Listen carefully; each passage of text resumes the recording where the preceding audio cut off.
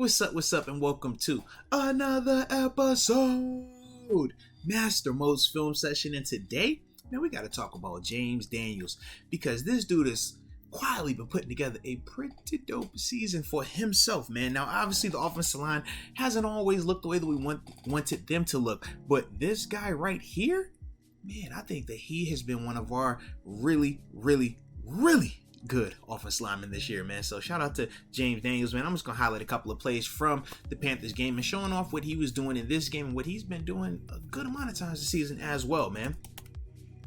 But as we always do, play it in full speed. After that, we're gonna break it down. Hit that like button one time, and I definitely jacked that all up. I thought I was being cool. Rewind. There you go. Bink. All right. Let's talk about number 78. Then one time. So first off, I love to talk about my offensive lineman out there, being that I was a former offensive lineman myself. But with this particular play, man, they are trying to zone block this thing up, right? Turns it going out here, bing, bing. Okay. Now let's talk about how it works though.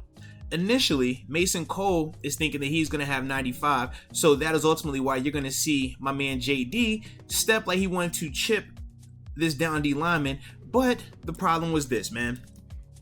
Instead of 95, which is the gentleman right here staying front side, he does what? He loops backside. So that forces James to have to do what?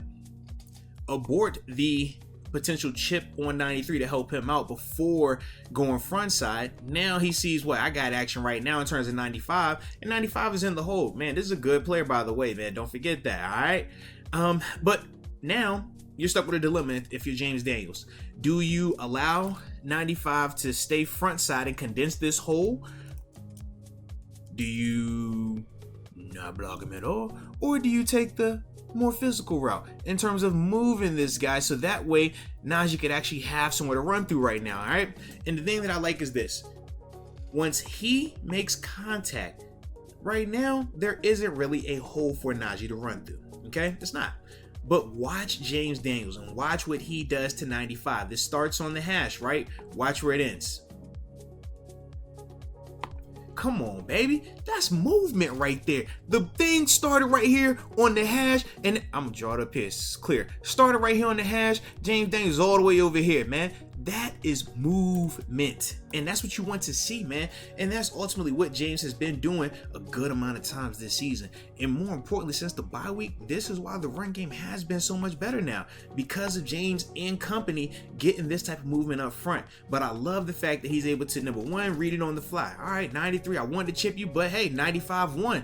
I gotta get him out of there. Let's go. This is what you want though, man. Big guy like this, man, athletic, smart, making plays. Love that, man. Love that.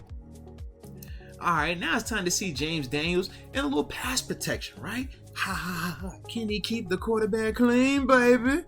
Well, here he is at the right guard spot, obviously number 78. I'll play this in full speed, and after that, I will break it down.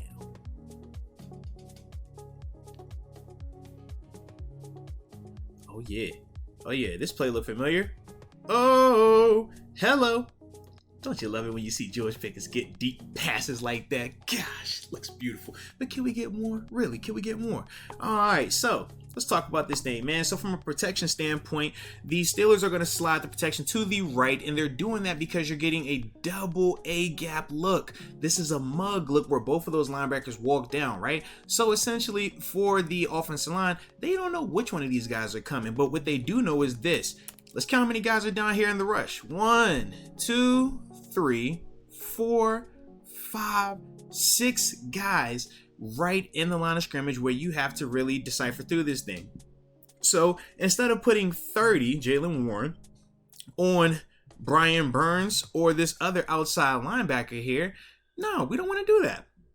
So they slide the protection and ultimately allow Jaylen to go on one of these guys on the interior parts, number 3 or 4, right? In terms of the interior linebackers who walked up in the A-gap. So what that does now puts Chooks on him, this outside linebacker. That puts JD on the down D lineman. Ultimately, Mason Cole slide over here and take this guy. So now that's why you'll have Jaylen Warren insert on 7, and then they'll single block it up on the backside. All right, just coaching that thing up that way. A little slide protection with a little insert from the RB. You love to see it. But for James Daniels, now that means what? That his work is outside of him now.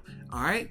But the thing that he understands is this: you can't jump set. You can't just jump out there to go get this guy. You still want a vertical set, all right? And that's what we get right here from James. Even though it's slide protection, you see he initially shoots his inside hand to help Mason Cole, right? To ultimately slow this guy down if he's getting fast penetration in the A gap. But now from there, his eyes go to his work. Chuk's doing the same thing, right? Give a little inside hand protection, but ultimately that's his guy out here. The inside hand protection helps out a lot because it forces this guy to have to be a little bit more constricted in his rush lane. So now JD can get two hands on him. But the thing that I love is this: watch James' feet and watch his helmet.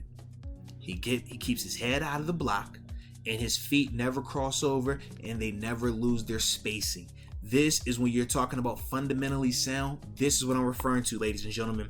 Watch the footwork. Even when he's having to repurpose himself and redirect, he never crosses over. That is how he continues to stay good at this level. That is how he can anchor. That's how he can ultimately work on the counter, because the rusher's trying to do a hump move on him. But ultimately, he doesn't allow that because of his body positioning. He has good knee bend, good bend at the in terms of not being a waist bender, in terms of bending his knees, and ultimately, like I said, not putting his helmet in this thing, getting top heavy, and allow himself to get thrown over when it's a counter. But good job, because ultimately it allowed us to do that and see that. And that's what we need more of, man. So once again, man, James Daniels, really good job right here, though. Like I said, we hit on one right there. We definitely hit on one. Now, this final play, man, just shows off the effort, the athletic ability, and just the desire to be a winner. Man, I really enjoy this play from James Daniels right here, man. So, like I said, this him right here, we'll play it in full speed. Then after that, we're going to break it down. But really good job right here by him on this particular play.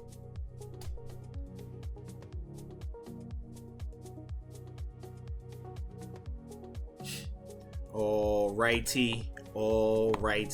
So, it's a screen pass, right? So on screen plays, James has to do what? He has to give you the illusion that is a drop back pass, right? So you see the set because he has to hold, okay? And the thing I like is this, man. Number one, just fundamentally sound, right? Giving a little hand help to ultimately help out the center right here.